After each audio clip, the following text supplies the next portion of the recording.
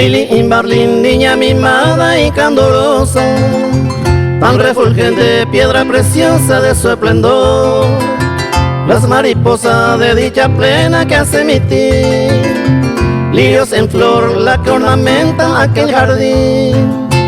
Alma gemela llena de vida y prosperidad, para que gocen felices siempre papá y mamá.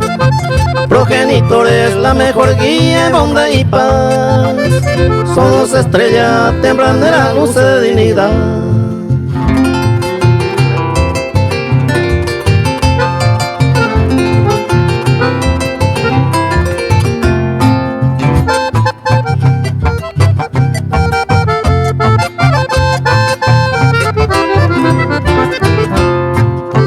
Inseparables, siempre las dos luceros sin par, ir escribiendo bello destino de amanecer.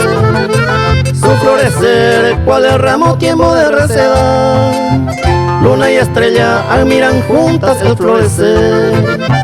Agua que imitan pureza dulce de juventud, naturaleza divina joya del oropel. Siguiendo el canto de ruiseñores en multitud, que quede como el mejor adorno de oro y laurel.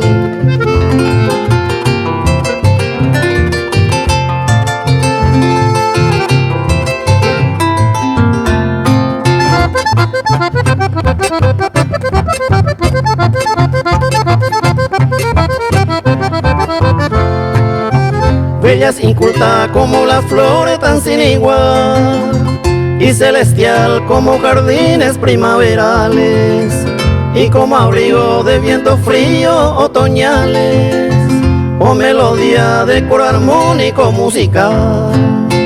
Joya divina con instrumento bello sonoro, y de diamante con su encaje de perla y oro. Son los tesoros mejor que rayos de luz solar, con esta letra hoy le ofrezco mi cantar.